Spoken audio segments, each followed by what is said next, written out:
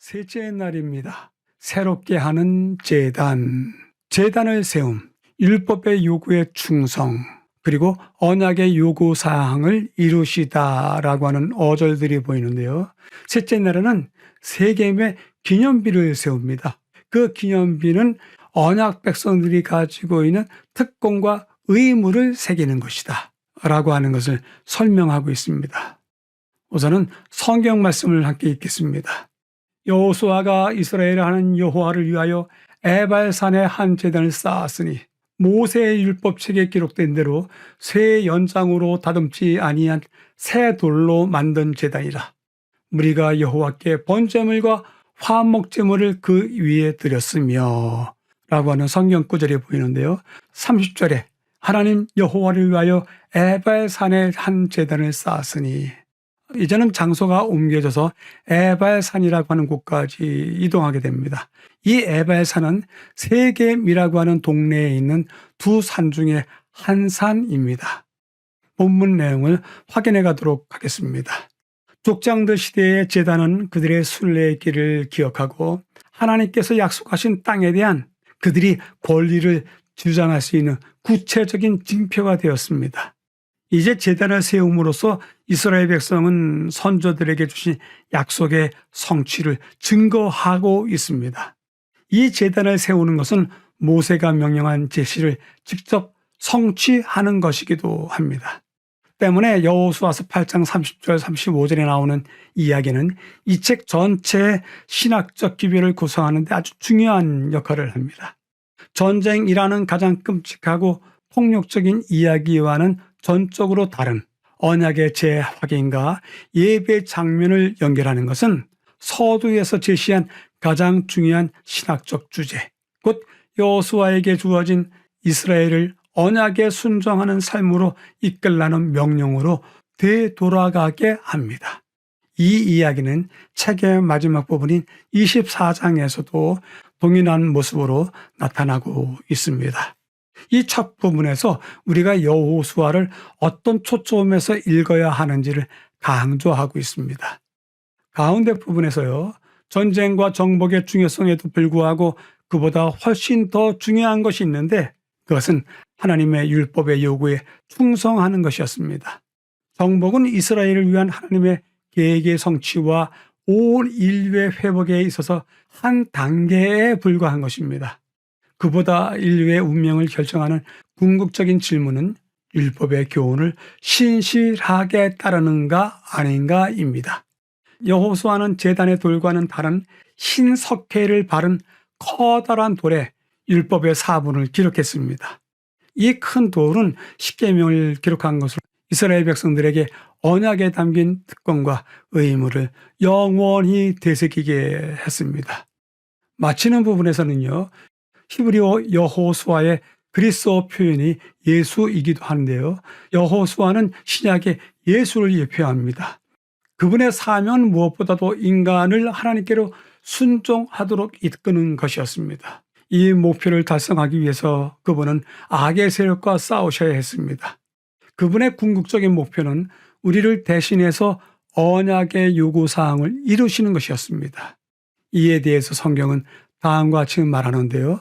하나님의 약속은 얼마든지 그리스도 안에서 예가 되니 그런즉 그로 말미암아 우리가 아멘하여 하나님께 영광을 돌리게 되느니라 전합니다. 교훈은 다음과 같이 이야기합니다. 하나님을 사랑한다고 공언하는 사람들은 옛날의 부조들처럼 장막을 치는 곳마다 주께 제단을 쌓아야 한다. 아버지와 어머니는 자신들과 자녀들을 위하여 탄원하는 겸손한 마음으로 자주 그들의 마음을 하나님께 바쳐야 한다. 아내와 자녀들이 기도와 찬송으로서 연합하는 동시에 아버지는 가족의 제사장으로서 하나님의 제단에 조석으로 희생을 드리도록 하라. 예수께서는 이런 가정에 머무르시기를 좋아하실 것이다 전하고 있습니다. 셋째 날을 요약해 보겠습니다.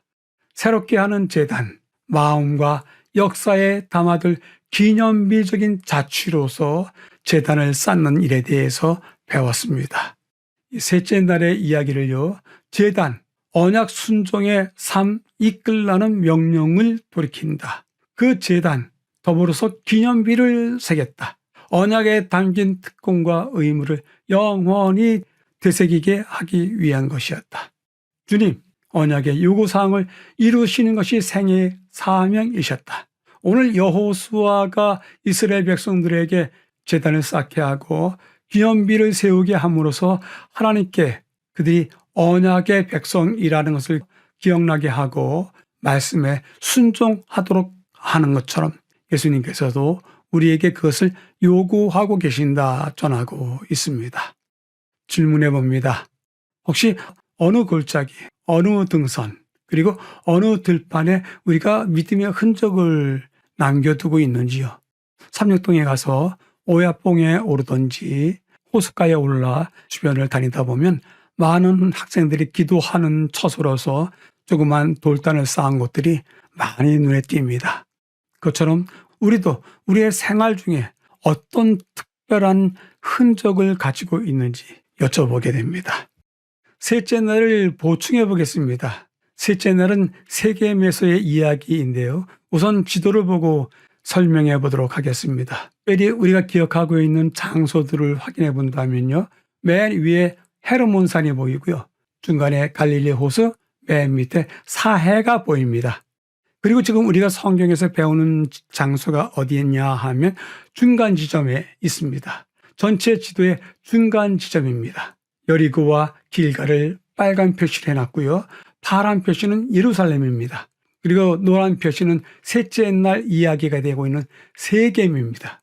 따라서 세겜까지 가는 것이 그 정복 과정에서 그리 멀리까지 떨어져 있는 곳을 정복하는 이야기는 아닙니다. 셋째 날 시작하면서 세겜에 대한 이야기를 하게 되는데요. 그 세겜으로 찾아가 보도록 하겠습니다. 세겜은 내륙 산악지대를 통과하는 유일한 도로로서 갈릴리 지역과 예루살렘 그리고 남부 지역으로 이루어진 산간도로 중에 매우 중요한 북부 관문입니다. 많은 인구들이 집중되어 있고 중요 통상로이고 교역로입니다. 따라서 그것을 정복한다는 것은 가나안 산악지대를 지배한다는 것과 같습니다. 세겜에 대한 그림은 오래전서부터 이러한 모습으로 그리면 됩니다. 긴 평지 계곡이 나오고요. 그 계곡 양옆에 커다란 산 2개를 그리면 세겜입니다. 실제 사진도 이러합니다. 보시는 입장에서 사진의 부쪽이 세겜이고요. 세겜에서부터 갈릴리 지역으로 이어지는 긴 계곡이 있고 그 계곡에 많은 집들이 있는 것을 확인할 수 있습니다.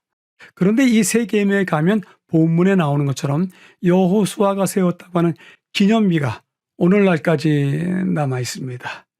여기 세겜 땅의 한가운데 고고학 사이트가 여전히 있어서 건물들 짓지 아니하고 사이트를 보존하고 있는데요. 저 보존 지역에 여호수아가 새긴 큰 돌이 있다고 합니다. 이 돌인데요. 흰 석회를 바른 돌로서 이곳에 십계명이 적혀져 있다고 합니다. 본 교과 해설에서 많은 시간을 들여서 역사적 자료를 하나하나 찾아가면서 설명해 드리는 까닭은 우리의 신앙이 모래 위에 세운 철학이나 논리학, 수사학이 아닌 역사적 경험과 흔적에 기반하고 있다는 것을 알려드리기 위함입니다.